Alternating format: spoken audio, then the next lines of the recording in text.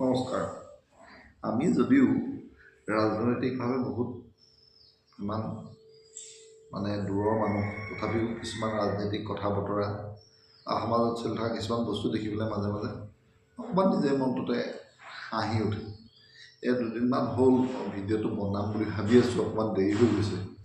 এই কথাটো হৈছে কি, লোকসভাৰ স্পীকাৰে যিখন আমাৰ গৌৰৱ গগৈলৈ পত্ৰ দিলে, সেই পত্ৰখন সন্দৰ্ভতে।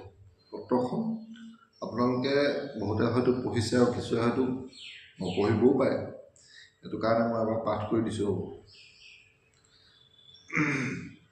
লোকসভা ছেক্ৰেটেৰিয়েটৰ পৰা ওলাইছে এখন LV Ramana, director Shri Gaurav Gogoi MP Lok Sabha. Subject: Constitution of India Philippines Parliamentary Friendship Group.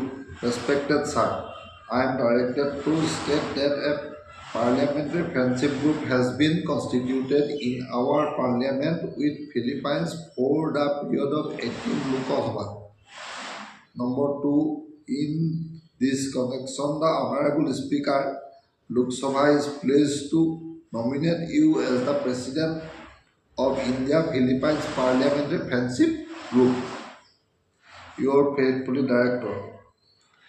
এতিয়া এখন লোকসভা ছেক্ৰেটেৰিয়েটৰ পৰা ওলাইছে আৰু লোকসভা অধ্যক্ষ ওম বিৰলাই, যোৰহাট লোকসভা সমষ্টিৰ সাংসদ, তেখেতক ইণ্ডিয়া ফিলিপাইন্সৰ মাজত যিখন পাৰ্লিয়ামেণ্টাৰী ফ্ৰেণ্ডশ্বিপ, যিটো লোকসভাৰ হেৰি আছে, তাৰ অধ্যক্ষ বনাইছে। ইয়াত বৰ বিশেষ আনকালে হোৱা হ'লে ইয়াত এনেকৈ কথা পাতিবলগীয়া, আমি কিবা ক'বলগীয়া বা কোনোবাই কিবা ক'বলগীয়া, বাতৰি হ'বলগীয়া বহুত বিশেষ একো নাই। কিন্তু ইয়াত হ'বলগীয়া কথাটো হৈছে কেনেকৈ, আমাৰ মুখ্যমন্ত্ৰী মহোদয়ে বহু দিনৰ পৰা গৌৰৱ গগৈ পাকিস্তানী এজেণ্ট বুলি কৈ আছে, অভিযোগ উত্থাপন কৰি আছে। তেখেতে SIT গঠন কৰিলে আৰু SITয়ে যোৱা ছেপ্টেম্বৰ মাহতে ৰিপৰ্ট দিয়া কথা আছিলে, কিন্তু কিবা কাৰণত গৈ আজি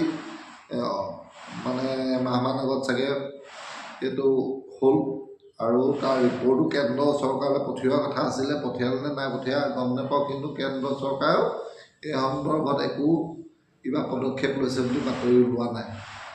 এতিয়া কথা হ'ল, এজন পাকিস্তানী এজেণ্ট অসম চৰকাৰৰ ভাষাত, কিন্তু সেইজনক ইণ্ডিয়া ফিলিপাইন্সৰ ভাৰতৰ বৈদেশিক সম্পৰ্ক ৰক্ষা কৰিবলগীয়া এটা উচ্চ পৰ্যায়ৰ যিটো সংসদীয় দলৰ সভাপতি হিচাপে মনোনীত কৰা হৈছে। এইটো এটা হাঁহি উঠা বিষয় নহয়নে বাৰু? আপোনালোকে কি ভাবে? এইটো গৌৰৱ গগৈক লৈ পেলাই যিখিনি তুচ্ছ তাচ্ছিল্য হৈ আছে, সেইখিনি হ'ব লাগে নে নালাগে? ধন্যবাদ।